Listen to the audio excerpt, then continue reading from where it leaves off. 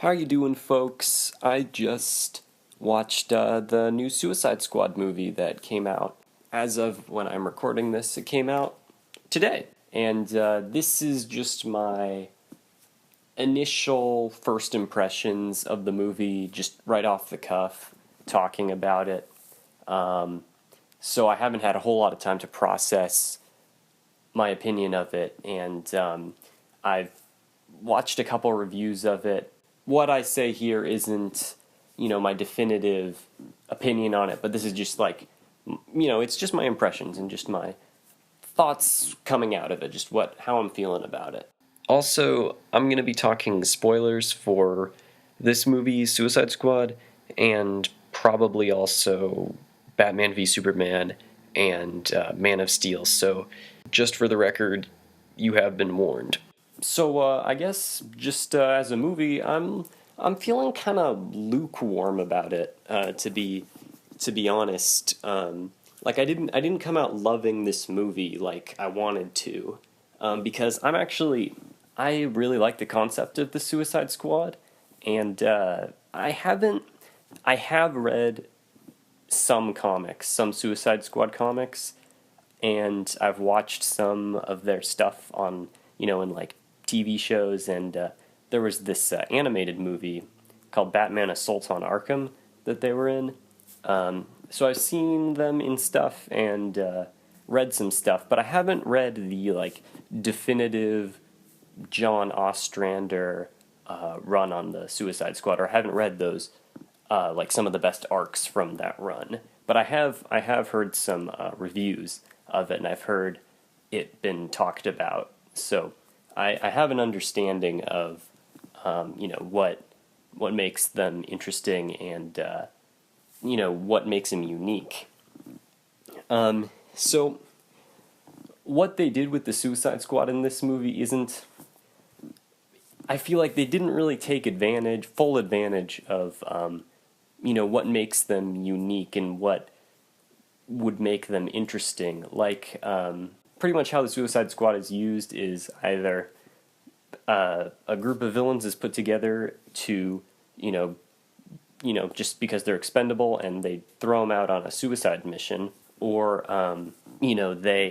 they're doing government dirty work, and they're just, basically disguising themselves as terrorists or a group of supervillains, but they have a government agenda that they're trying to achieve. But it just looks like to the foreign country that they're going into, it just looks like a group of villains attacking, or a group of terrorists. Compared to the previous two DC extended movie universe films that we've got, I'd say that this is probably the best that we've got.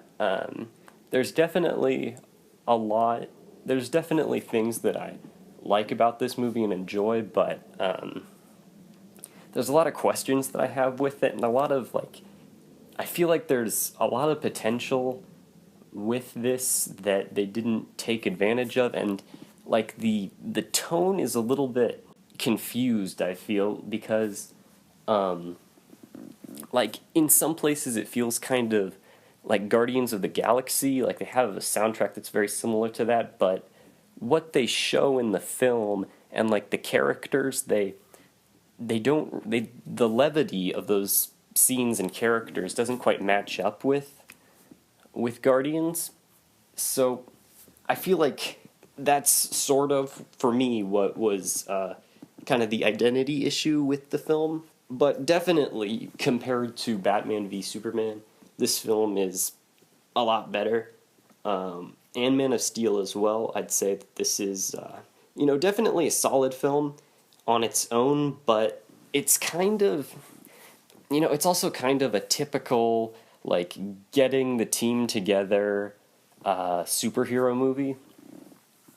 And it's particularly at the beginning, I was having a hard time getting into it just because, and I was really questioning some of the the pacing decisions, because I heard someone else say this, that it was, the beginning of the movie was sort of like a prologue rather than a first act.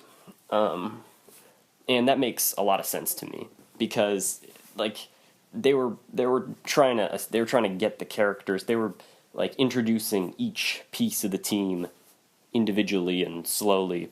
Well, not super slowly, but they made sure to do that, and I felt like that wasn't really necessary. We just could have put them together and given the exposition. So over a year ago, I made a response video to the trailer that they put out at San Diego Comic-Con the San Diego Comic-Con of 2015, and I made some speculations about the villain, and I speculated that Enchantress might be the, big climactic battle, and Joker would corrupt her to get to that place, and Joker would be sort of the main villain, and then he would use the Enchantress as his means. And I was not completely right, but I was partially, because the Enchantress is actually the main villain, but she wasn't corrupted by the Joker. And yeah, Enchantress, she was a pretty typical villain, it was pretty much, she's unique in the sense that we haven't yet had like a magical character, like a sorcerer, try to take over the world in these superhero movies.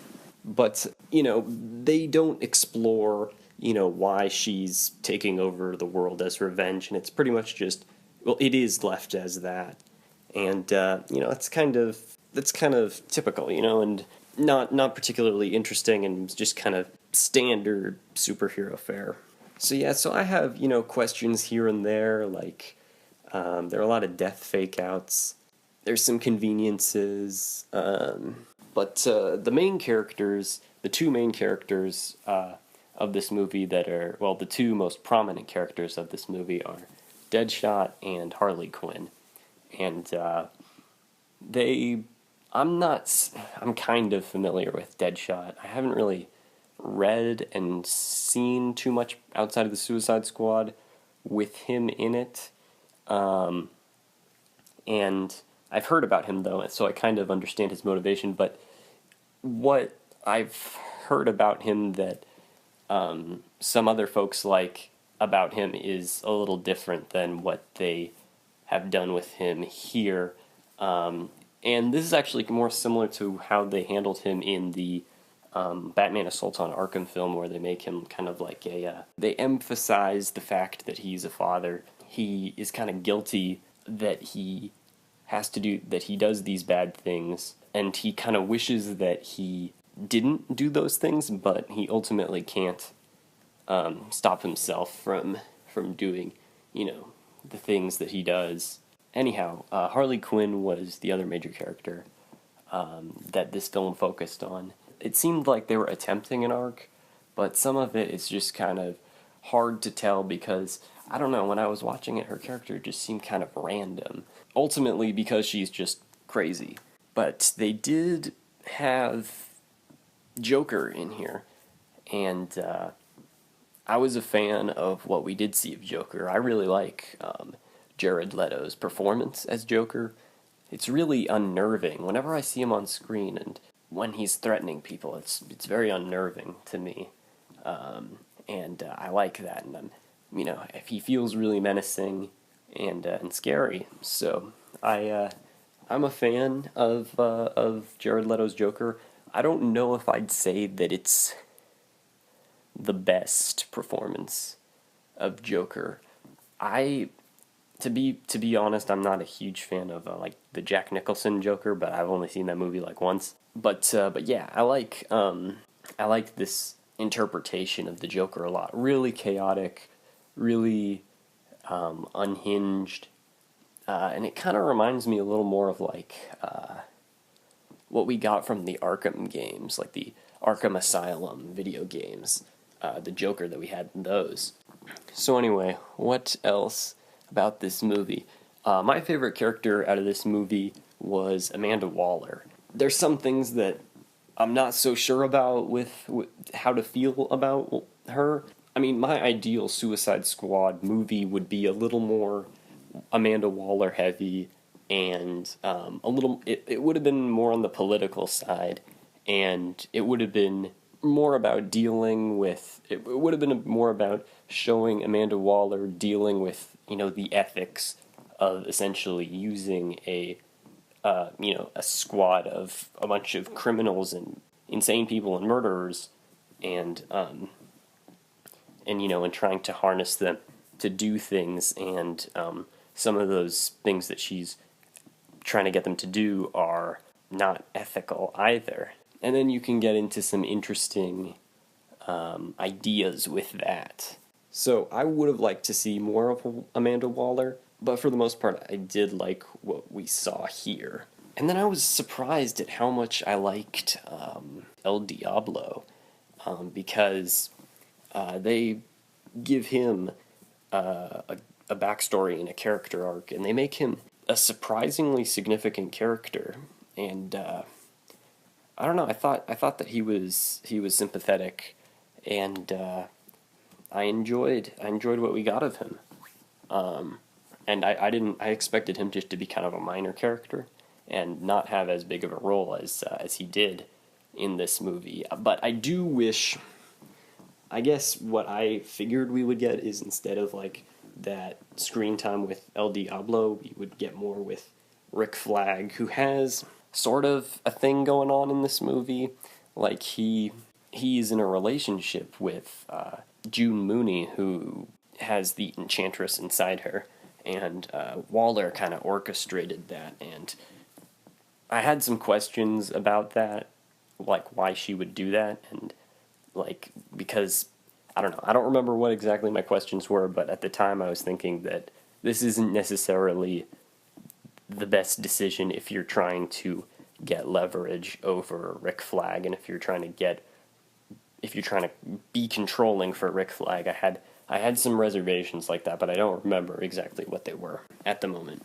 I guess some of the bigger problems that I had with this movie are, okay, so I guess here's some spoilers for Batman v Superman if you haven't seen that.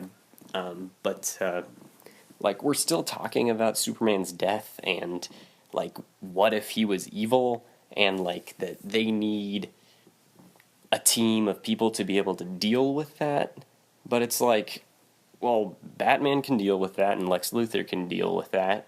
Why do we need this team of government villains, and why do we even have to use villains in the first place if, as that end credit scene showed, we have a book and files with hero metahumans in it? Just put them together. Why do you have to use villains that are chaotic and malicious? So that was something that was bothering me with this film. I guess that's all that I really have to say. I will say this. I really wish Joker was more integral to the plot, like the just the overall story. Like I feel like, and I haven't quite figured this out, but I feel like Joker adds something to the character of Harley Quinn. I mean, besides just the origin, and just, I guess, just for the record, I feel like the relationship between Harley Quinn and Joker, it's a little more, like, they sort of missed the point of it a little bit. It's a little too, it's not as abusive as it is in the comics, and that's what makes it interesting. It's more just really intense here. And I don't know, I think that's more of a compelling character, because that's what initially made the character popular, and that's really what she is. She's this woman that has been corrupted by the Joker, and because that's what the Joker does. He has a couple different, his main goals are to derive enjoyment out of inflicting pain on people and killing them, and then he also tries to essentially corrupt people and get them to act like he would, especially if they are virtuous people, like Batman. He's always trying to corrupt Batman, and try to get Batman to break his code. So I think it's really interesting that when you have a character that he is corrupted and made obsessive like him, but like about him, and equally as crazy and chaotic, and then you have these characters in a relationship, and it's gonna be, and it's, of course it's gonna be really abusive, and yet they still are so crazy that it continues on. And then there's the question of like satisfaction from that abuse, and I think that's a little more interesting than what they've got here. But to be fair, they didn't show that much of it, and I feel like it could have gone in that direction with just a couple of things, because we've established that it's intense, and that intensity could very well lead to the abusive relationship that they have that's really interesting. And I mean, it makes sense because Joker and Harley Quinn, they're sadistic, nihilistic hedonists. So, it makes sense.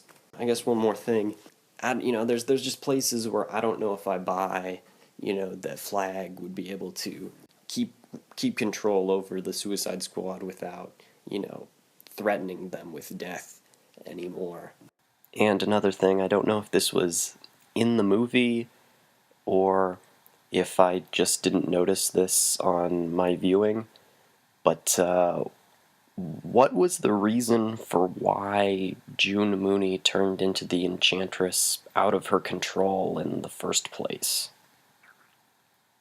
There's things here and there, but I'm not going to get into that right now, and I can't think of all that right now.